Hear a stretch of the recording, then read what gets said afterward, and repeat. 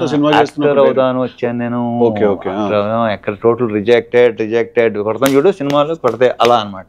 తర్వాత ఏంటంటే నాతో పాటు స్ట్రగుల్ అయ్యే వాళ్ళు చాలా మంది, మేము ఒక 60 to 70 పీపుల్ ఉండేవాళ్ళం చెన్నైలో. సో అర్హత ఉన్నవాడికి వెళ్తుంటే ఐ ఫీల్ గుడ్, లైక్ నాకు ఫైన్.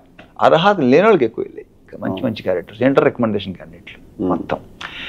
అప్పుడు అనిపించింది ఓకే ఇది కాదు మనకి వేరే అది అసలు ఆ కాన్ఫిడెన్స్ లెవెల్ అనేది అసలు సమస్య లేదు, 100 కాదు అసలు 200% ఉండేది. ఒకసారి ఒక particular producer I don't know name, నేను ఎంటర్ అవ్వగానే లేచి నిలబడ్డాడు ఆయన. అరే చా అంటే డెఫినెట్గా ప్రెజెన్స్ అది ఉంది అని ఉంది అని మెషిన్. సో అలాంటి ఒకటో రెండో జరిగినాయి. సో అక్కడే కాన్ఫిడెన్స్ లెవెల్ ఇంకా పెరుగుతుంది మనకి డెఫినెట్గా. అలా జరిగింది. ఆ తర్వాత ఇది జరగడం.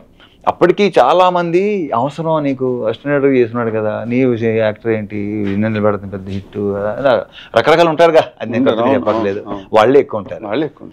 ఒక ఫోటోషూట్ జరిగింది, ఫోటోషూట్ చూసి ఫోటోలు చూసి నాకే ఇది నేనా అని నాకే నమ్మకూడదు కదా, దాంతో ఫిక్స్ అయిపోయారు.